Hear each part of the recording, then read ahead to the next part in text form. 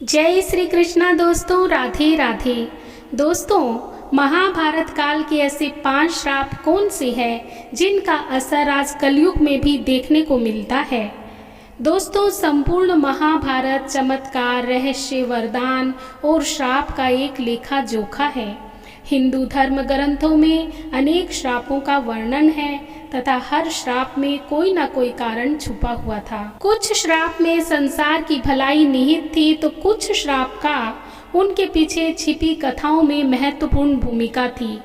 आज हम आपको ऐसे श्रापों के बारे में बताने जा रहे हैं जिनका इतिहास में तो महत्वपूर्ण योगदान था ही, परंतु इनका प्रभाव वर्तमान में भी प्रमाण के रूप में देखने को मिलता है।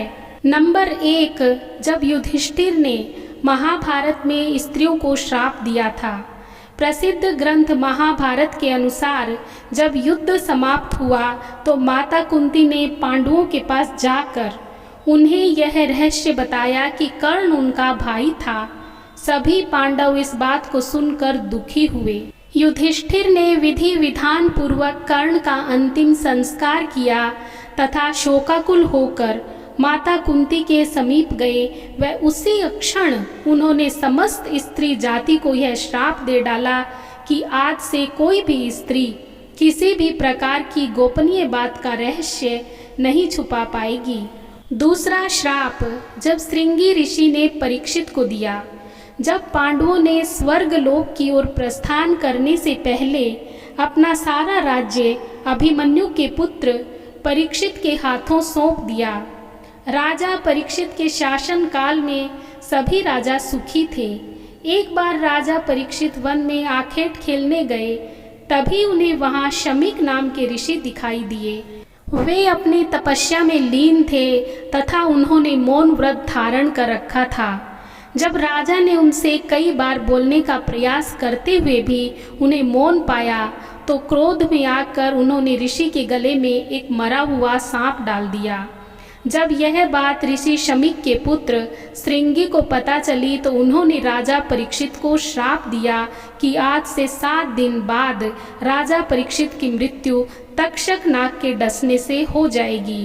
राजा परीक्षित के जीवित रहते कलयुग में इतना साहस नहीं था कि वह हावी हो सके, परंतु उनकी मृत्यु के पश्चात ही कलयुग पूरी पृथ्वी पर हावी हो गया। तीसरा श्राप श्री कृष्ण ने अश्वत्थामा को दिया था। महाभारत युद्ध के अंत समय में जब अश्वत्थामा ने धोखे से पांडव पुत्रों का वध कर दिया, तब पांडव भगवान श्री कृष्ण के साथ अश्वत्थामा का पीछा करते हुए महर्षि वेदव्यास के आश्रम तक पहुंच गए। तब अश्वत्थामा ने पांडवों पर ब्रह्मास्त्र का वार किया। ये देख अर्जुन ने भी अपना ब्रह्मास्त्र छोड़ा। महर्षि व्यास ने दोनों अस्त्रों को टकराने से रोक लिया और अश्वत्थामा और अर्जुन से अपने अपने ब्रह्मास्त्र वापस लेने को कहा। तब अर्जुन ने अपना ब्रह्मास्त्र वापस ले लिया, लेकिन अश्वत्थामा ये विद्या नहीं जानता था, इसलिए उसने अपने अस्त्र की दिशा बदलकर अभिमन्यु की पत्नी उत्तरा के गर्भ की ओर कर दी।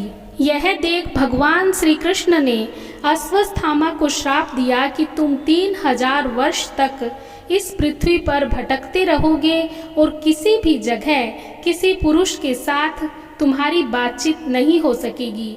तुम्हारे शरीर से पीप और लहू की गंध निकलेगी, इसलिए तुम मनुष्यों के बीच नहीं रह सकोगे, दुर्गम वन में ही पड़े रहोगे।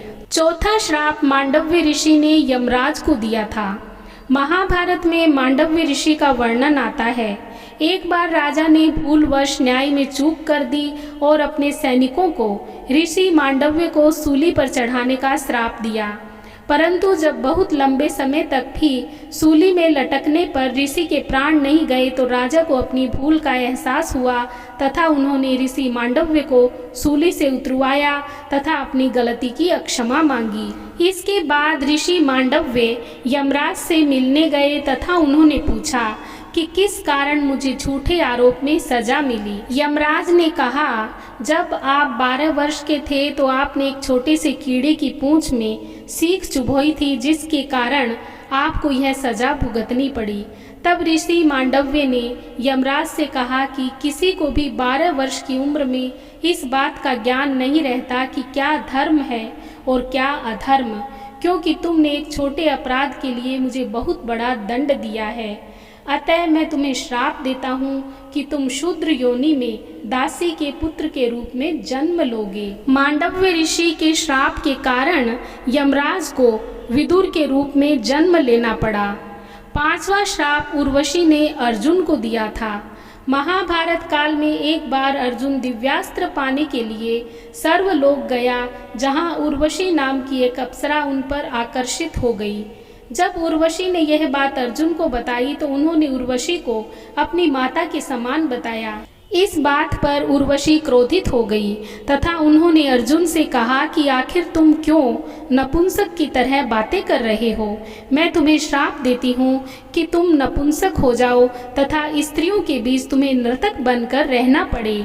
जब अर्जुन ने यह बात देवराज इंद्र को बताई तो इंद्र ने अर्जुन को सांत्वना देते हुए कहा कि तुम्हें घबराने की जरूरत नहीं है। यहाँ श्राप तुम्हारे वनवास के समय वरदान के रूप में काम करेगा और अज्ञातवास के समय तुम नर्तिका के वेश में कौरवों की नज़रों से बचे रहोगे। हाँ तो दोस्तों, आपको आज का वीडियो कैसा लगा कमेंट बॉक्स में लिखकर ज़रूर बताएं। यदि वीडियो पसंद आया हो तो लाइक और शेयर कर दीजिए। चैनल पर नए हैं तो प्लीज़ मेरे चैनल को सब्सक्राइब कर दीजिए और बेल आइकॉन प्रेस करना भी ना भूलें ताकि आने वाली सारी वीडियोस की नोटिफिकेशन आपको मिलती रहे। धन्यवाद। जय श्री कृष्णा। राधे राधे।